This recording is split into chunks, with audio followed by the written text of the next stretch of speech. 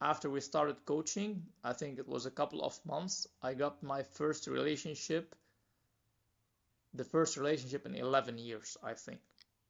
What's up? It's Jati Jones. Welcome to another series of client success interviews. Today, I have one of my former clients, Samir. Hello, Samir. Hey, Jad, nice meeting you again. Nice to see you too. Thank you so much for joining us. Today, guys, you're going to hear Samir's story. We can call you Sam. We're going to hear Sam's story today. Uh, and he went kind of from like clueless, nice guy, always getting stuck in the friend zone. Now he's happily married with a woman that he chose. So we're gonna talk about the journey from like when he was like this typical engineering kind of geeky, clueless, out of shape guy that didn't really understand the game, and now he's in shape. He gets the game. He's had, he's dated around, and he's come a long way. So we're gonna walk you through the journey, and we have some nice funny stories to, I think, kick it off with. So Samit, I would like to start with the story that you and I always laugh about, which is when Sam had first started. He hired me for coaching. He liked this girl, right? And so he thought a way to get a girl you like is to offer to do shit for her for free. So one thing he offered to do is to fix her laptop for free, right? And I was like, "Oh no, Salmon, no, that's not what we need to do," right? So yeah, can you kind of like tell them the story?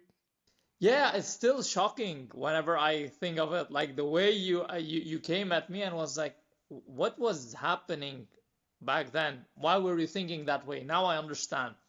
But back then, I thought to myself the goal was to see the girl. So hey, if I tell her that I'm gonna fix her laptop, I can get to see her. But like now I realize it's about the why you want to see her, not just seeing her. So it's about the framing. So yeah, that was very funny the way you yelled at me, and like it was like a wake up call. You were like, "Why are you fixing her laptop?" I was like, "What did I do wrong? I'm fixing something." What's wrong with that? What's wrong with fixing a girl's laptop for free?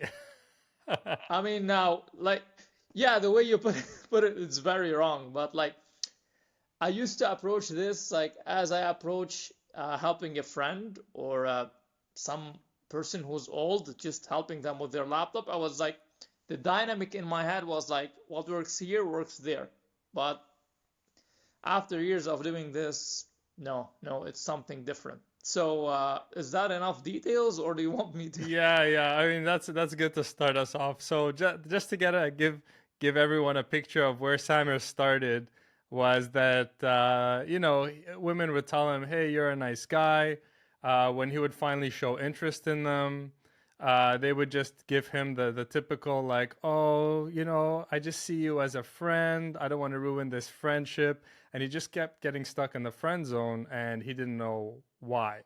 So that's one thing we worked on with him. And another thing we worked on with him was that when I met him, he never worked out.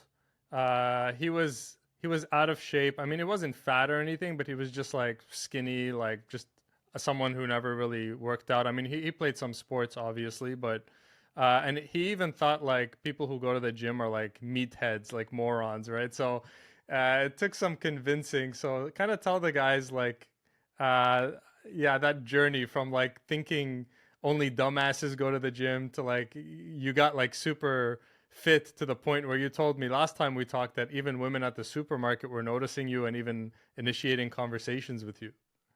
Yeah, so I guess it was a very limiting belief. So I grew up in a very intellectual house.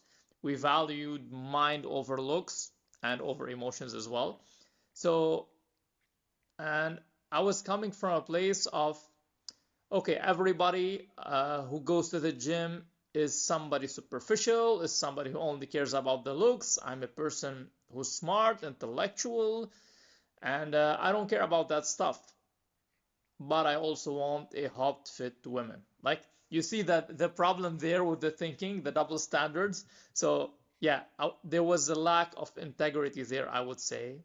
And if I were to truly reflect on that period, I would say that I was giving myself an excuse not to be healthy and not to be fit. And at one point, I remember I read a book that said you need to have muscles when you get old so you don't fall apart and have like one of the accidents that all elderly people have. And that shifted my beliefs. Uh, and then uh, I hired you, we worked together, and you were like, hey, you have to train. And then another friend told me at the same time, I'm starting my personal coaching business. I'll train you for free.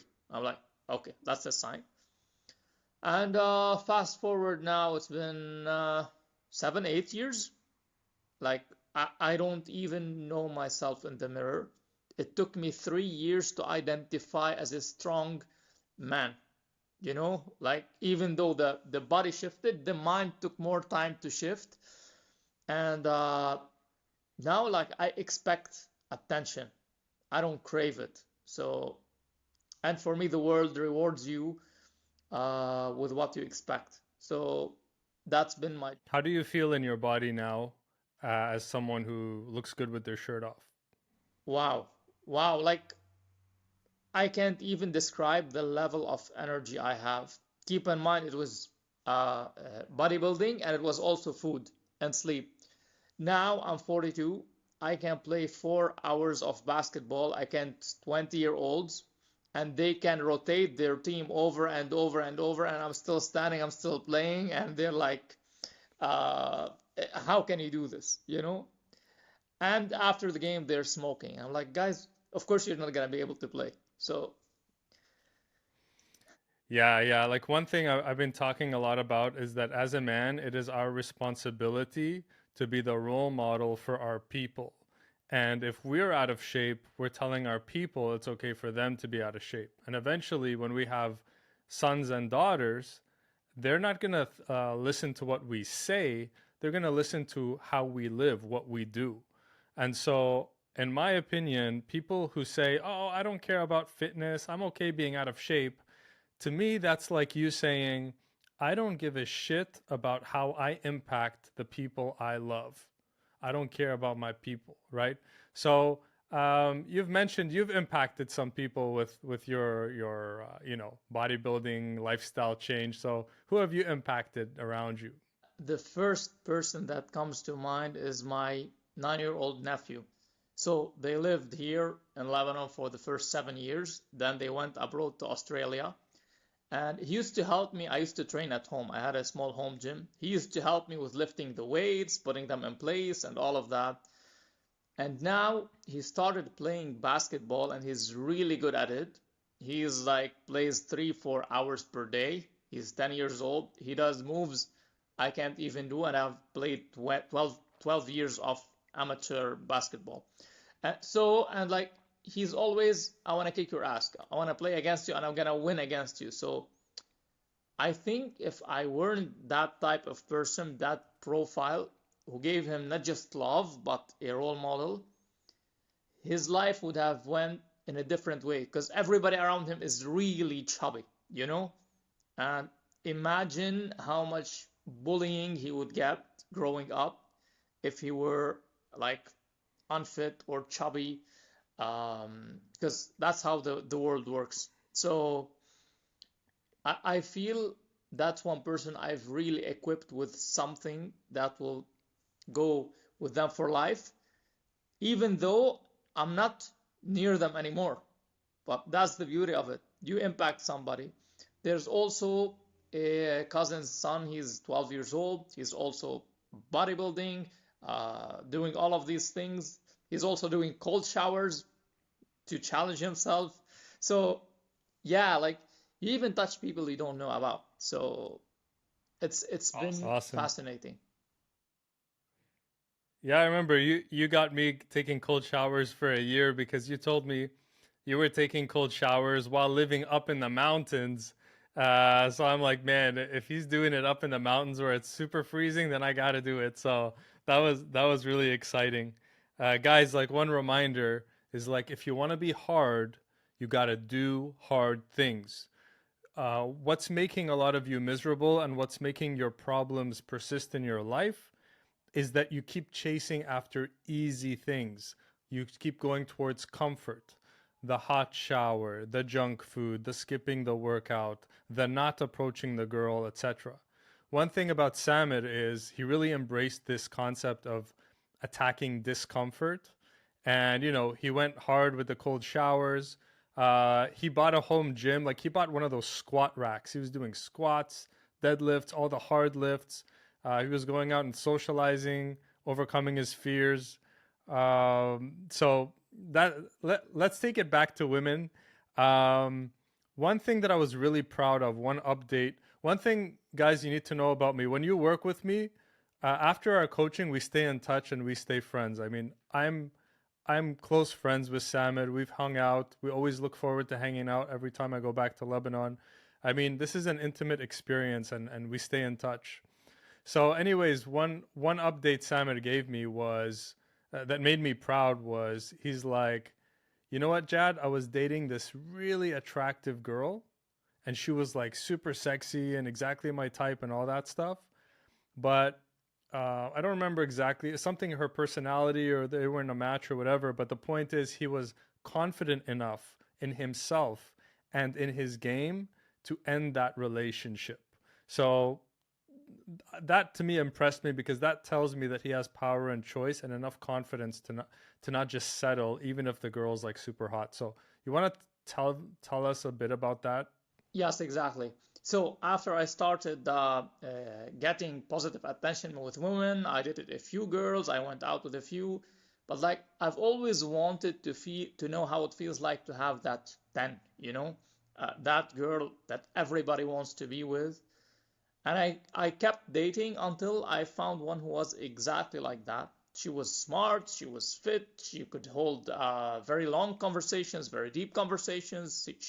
She seemed to be caring, and it was a huge ego boost for me. So like I was like, yes, she gave me validation, which like that's a total another topic. If you want to talk about validation, we can talk. But anyway, the point is that woman was there. I would take her out. She was very impressive. I broke it up with her after 3 months. I felt she she was just wanted to get married because I'm a guy who fits a certain profile, not because she loved me, you know? Because like I was making money, I was fit, I was blah blah blah. Plus, I also found out she had integrity issues. And for me, like that's a big one. It goes against my values. Integrity is number one for me. If you don't have integrity, you can lie. And how can I be with you in a relationship? So in that moment, I felt no, she was not for me. And I felt the message I got from the universe from being with her was like, hey, you can get any girl you want or any type of girl you want. What are you gonna choose? The hot, emotionally unavailable one, or the one that is open and wants to be with you and loves you for who you are? Beautiful, beautiful. Well, we will come back to the validation part because that's very interesting. But I think a beautiful transition now is to talk to us about the girl, your wife, who does love you and who does, like, how did you choose her? How did you decide, okay, this is the kind of woman that's long term relationship material? Yeah, if I were to put it down into one characteristic, uh, it would be the ability to work with me as a team to solve the problem and not scream and yell and shout and blame and all of that. If I were to put it down to just one characteristic, that would be it. The ability to work as a team to figure things out. Because when I've been dating, and I've dated so many women, they wanted things easy. Like you were talking about discomfort. Everybody wants things easy. They want the perfect man, they want the perfect relationship, they want the perfect career, everything. She was the one who put her heart and soul in the relationship to work things out with me. And she's somebody who already works on herself. She's been doing so for 10 years. before I came in. Just to give you a quick example, she studied engineering, then philosophy.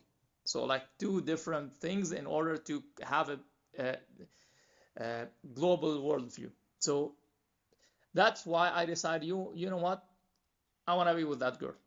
So that's why I decided to be with her. And now we've been married for almost a year and a half. It's even better than I would have ever thought, you know? Amazing, amazing. Yeah, I think that a lot of guys can benefit from that because a very common question I get is, "Hey, Jad, what should I look for?" And what you said, I think is like 100% true. Like, look for a teammate, someone that can be your teammate for the long term in the good and the bad, not just when it's good, you know. So that's very, very, very wise words. Um, so from that, actually, another good transition. I'm gonna kind of go all over the place, but a good transition right now would be people are watching this because they're thinking about maybe getting coaching with me, and so I want to ask you, how did do you think you could have figured all this out on your own, just watching videos and reading PDFs and stuff? And also, how did the mentorship help you in your, dating life? I could have figured this out in 20 years of continuous reading and study. Yes, honestly. Because like you've studied this stuff for such a long time and you have that integrity first to play things that benefit me on the long run, not just like a quick technique to get a girl and then like fuck it up later on. That's one. And what was the other question? Basically, like, was the mentorship helpful for you? And would you recommend it to a guy who's been stuck for like 5 years, or would you just say keep studying, reading books, and you know? I would definitely recommend it for the people who are ready to take action. But like if somebody's gonna come and say, hey, no, that doesn't work or that doesn't work or they don't want to take action, of course it's not gonna benefit them, nor your mentorship, nor anybody's mentorship. But like if they're ready to take action and they're just fed up of being at the bottom and they're willing to do no matter what, whatever it takes, then definitely yes, it's a life changing and a massive accelerator. So for context, after we started coaching, I think it was a couple of months, I got my first relationship, the first relationship in 11 years, I think. And it was with somebody I really liked as a result of the coaching. So if you're willing to take action, you get results and you get them fast. Okay, thank you. That's actually kind of like, I forgot about that, but that's a very nice kind of like testimonial. Like, listen, guys, he was stuck for 11 years, and then a number of months later, he was in a relationship. And that's not rare. With a lot of my clients, they've been stuck for years, and then in under a year, people, I'm not going to lie to you and say everyone gets it in 3 months. Depends on your life, your history, some in 3, some in 6, some in 9, but that's the average. Between 3 and 9 months, you guys will get unstuck, even if you've been stuck for like 5 years or more. And it's just because you have a lot of blind spots and you can't find your blind spots. That's why they're called blind spots. You're blind to them. So you need somebody professional at this game to point them out. Okay, thank you for that. Oh, here's another question I like to ask. So money is a sensitive topic for a lot of people, but I like to just like talk about it straightforward. So an easy excuse everyone has is, "Oh, I can't afford it. I don't have the money." Right? Um, have you stayed up at night or spent any time regretting the money you invested in this Never, coaching? never, never, ever. Like it was worth every penny. And I got out so much in return, whether it's in relationships, in growth, in long-term happiness, everything. So I would even spend that money on something else, like a car. Maybe I spent 5 times that amount on a car, and it didn't give me like any benefit at all, you know? So definitely, I always recommend investing in self growth and in your coaching specifically. I think it's a very good way, again, if you're ready to get started and to move forward and do whatever it takes. Nice. Thank you. Thank you. So, what I like to tell you guys, like, don't be focused too much on the money. Focus on time. Time is finite. We all get the same amount of time. Money is infinite, So a lot of you guys are hanging on to your money, like, oh, but then you're wasting like 5 years, 2 years, 3 years. You don't get that time back, right? Another thing is, you never know when you're going to meet your dream girl. You may walk into a place 2 months from now and meet her. But if you're not ready for that opportunity, you're going to squander that opportunity. So you need to be ready for your opportunity too. So that's another reason why you shouldn't procrastinate on getting mentorship. And I'm not going to tell you I'm the only mentor out there, okay? These days, everyone and their grandma is a dating coach. But I believe I am one of the OGs in this game. I got this right here: seduce with integrity. I teach with integrity. If you resonate with me, I invite you to book a call. So let's go back to validation. I really like this. So you said that getting a 10, part of it was about validation. So tell us, what are you talking about there? So if I can get a 10, it means I'm good. It means like I'm lovable. It means like I can get the respect of other people. It means so many things. It's a huge boost for the ego. But you know what? All of these are external things. And as you grow and as you learn, it has to come from the inside. And being with a girl like that should be the result of you being so grounded and having mastered the inside. It should not be the goal, it should be the result. And working with you has been really good because you work a lot on the inner game. You're not so much about techniques, you're more about why did you fix her laptop? And you forced me to answer the tough questions. It's because I wanted to help her. No, you don't. You like her. Okay, yes, I like her. Why didn't you tell her you like her and you want to take her out? Uh, I don't know. Were you afraid? Like you. Maybe I'm being a bit too aggressive, but that was like, No, no, no, bro. Like this is exactly now. Like you're bringing back memories of the conversation. This is perfect. yeah. So it's like it's about going on the inside. I was afraid. Why are you afraid? What's gonna happen? Nothing. Then why are you afraid? Because you're a nice guy, because you've been told for a very long time that men should be nice to women and respect them.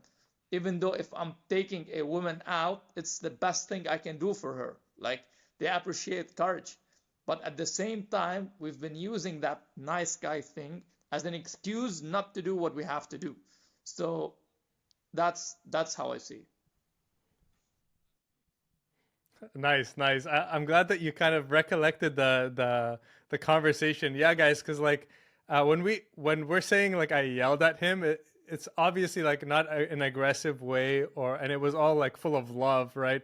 But it was more just trying to like wake him up to see his truth and see the like he was saying something that wasn't true, but he was believing it, and I'm like, no, that's not true. This is why, right? So yeah, it's like I want you guys to get it, right? And I want you guys to be happy, and if I see you're stuck in some kind of mental thing, I want to shake you out of it. So yeah, that's great. That's great. So the next topic I'd like to talk about, Samit, is now that you're on the other side, right? From the guy who didn't get it to the guy who gets it. One again entertaining conversation we have back and forth is now you're telling me, hey, I'm seeing these guys who don't get it, and I can see the mistakes they're making, and just kind of like riff off of that, please. Okay, so the first thing I can tell you, guys, if you're listening, there is no problem in being nice. In fact, women appreciate nice guys. They don't like jerks, especially the best women. The problem is that when you're too nice without a masculine essence, without a backbone, and it feels like you're just trying to kiss her ass to get her attention, that's where the problem lies. Now, if you are very grounded and know what you want and stand your ground and aren't impressed easily by anyone, you can be nice to anybody and they will react in a very good way to you. In fact, they would want you to be nice to them. In fact, they would eventually chase you. Like women are not very direct, but they would give you strong body language signs, like you just have to say hi and like they just open up. So now I see so many people doing lots of mistakes. Like, for example, a friend keeps texting women indirectly, hey, do you want to hang out? Or hey, he keeps talking to her on Instagram for a very long time without even asking her out or asking for her phone number. That reminds me of someone I used to know. Yeah, yeah. Man, I don't even believe I used to do these things. It feels as if it was a past life, you know? So I would just talk to a woman for hours and hours. And by the way, I got myself entangled with someone who was in a relationship who just was nice to me. And then I spent 5 years of my life emotionally attached to her. Man, that is so, that was so harmful, you know? Lots of growth came out of it, but it was not necessary. Remember when I called you one? Thank you for sharing that. That's very vulnerable, and I think actually more guys can relate to that than you think. Yeah, yeah, definitely. Man, like guys aren't taught this game. They're taught to be nice. Now I always used to think the opposite was to be a jerk. No, the opposite is to be masculine and be nice and be whatever you want from there. Embrace your essence, be true to who you are, and then you can do whatever you have to do. So, yeah, I mean, dating and women have to be the result of you being true to yourself. It cannot be otherwise. You can't fake being somebody else. Like the more you work on yourself, the more you attract women. Do you have any tips for the guys on how to be more true to themselves? Ask yourself the toughest questions. When you're avoiding something, ask yourself why. When something shows up in your life, ask yourself why. Let me give you a quick example. Something happened a week ago. I'm at the gym. I meet a girl I used to know since 10 years ago from my dance class, and that was somebody I was very, very attracted to. And now, obviously, I'm married. She's married. I have no interest. But the thing is that if you see the power balance now, she was up here, I was down here. Now it's like that, you know, because like I've worked so much on myself. And then I asked myself, well, why did she show up now in my life? And the answer I got was I had to look back at that phase of my life. She opened up a flood of memories, and there were lots of things that I needed to heal. And I'll look on the inside to let go of and to grow. So I'm saying this just to give an example of how to look on the inside so you can grow and radiate more on the outside. I used to think it was about cold showers, about training, about eating healthy. While these things are great, these are tools, these are not the purpose. These are tools to make you a better person.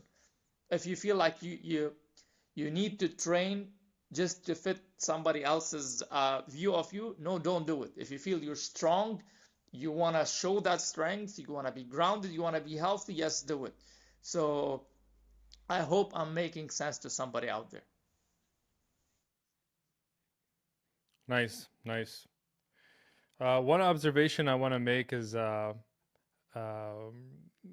kind of for you guys who are intimidated by beautiful women, one thing, one thing I've noticed is that like a particularly attractive girls, especially like younger girls, they get everything so easy at the beginning of their life. Like, since they're teenagers and then their young 20s, like everybody's just falling over themselves to serve them. What ends up happening with a lot of these women is they don't really develop themselves that much because it's like life is so easy. It's like they don't really need to, right? But then if you meet those, if this is like where the what Samit is saying, if you meet that same girl 5 years from now, and if you're a man who's constantly striving to be the 10.0 version of you, you're working out, you're eating healthy, you're living in integrity, you're going after your career, you're doing all that stuff. Then when you meet her after 5 years, and I've experienced this so many times too, or even just like seeing old female coworkers or something on Facebook is like you see like 5 years from now, like you won't even look at her, and she's like still down here because life was too easy for her. She didn't have to like develop herself, but now she's kind of like fallen behind. Now I don't want to like we're talking bad about women. Not all women are like that, and not all hot women are like that. A lot of hot women also are very developed, but I'm just saying that there's that too. So like if you when you meet a woman, one thing we really talked about with Samid was like, and you mentioned this, Samid, which I'm very happy, is like you got to qualify a woman. You don't just she doesn't just automatically get approval just because she's pretty. What do you got going for you more than your looks? Investigate, ask her tough questions, see what she's up to. That's what Samir got really good at. It's not just like, oh, you're pretty, you got my approval, let's go. No, he's like, what are you up to? Are you educated? Do you exercise? How do you eat? What do you do? Do you help people, etc., etc., right? So you got to qualify women to see that it's not just they're not just coasting on their looks, because if they are, then as also Samir has kind of said, like it turns out she's not going to be that, not going to have that much substance or empathy or whatever. So I don't know if you want to add anything to that. Yeah, I think it's about the way I look at it is as follows. Okay, you're beautiful. That's a good start. Can you hold a conversation? Can you impress me? So she has to impress me. It's not I who has to impress her, because I've got lots of options. When the thing is that when you build yourself, you have so much options. The only reason a woman gets a free pass is because guys are desperate. But if you're a guy and you have so many options, you're never gonna give anybody a free pass. Beautifully said. So what we're saying here is make yourself the diamond in the rough, the rare man. Coming back to like like working out and fitness, yes, it's like you're doing it ultimately to love yourself, to have high self-esteem, but you're also doing it to separate yourself. Like your body is a status symbol that you can take into any room. One stupid thing I did when I was younger was I spent $30,000 on a sports car. And I thought, pussy was going to fall out the sky after that, right? I can tell you I got, I think, 6 girls as a direct result of that car. Very bad investment, right?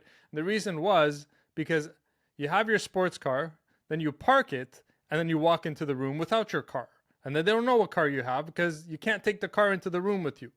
Had I spent just a lot less money on a personal trainer and gotten jacked, I would have been able to take my jacked, beautiful body with me into those rooms, and then it would have rained pussy because I had game, and then I would have been like jacked and ripped at the same time, right? So uh, uh, it's easy to win and easy to stand out now, guys, if you just really seriously get your body in shape. It's not just it's the benefits are endless, and I don't see any downside.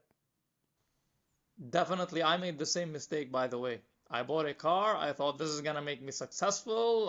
Women are gonna see me differently. But guess what? I had a different car. I was still the same person. But when you train, when you lift weights, it forces your character to grow. You have to build discipline. You have to eat healthy. You have to sleep well. There are lots of things that fall within this, and it shapes your character as a man so much. Imagine lifting something under so much pressure and you're about to crack, and yet putting that extra rep. So it builds lots of character versus just, okay, saving some money and getting a car. So it's a totally different game. Nice, nice. I want to shift gears here. Do you mind talking a bit about porn? Okay, so Samir, it's been a long time now, but Samir had a porn addiction, and I would say like something like 90% of the guys who come to me in the past 3 years have had a porn addiction. So this is a huge epidemic that's happening with guys.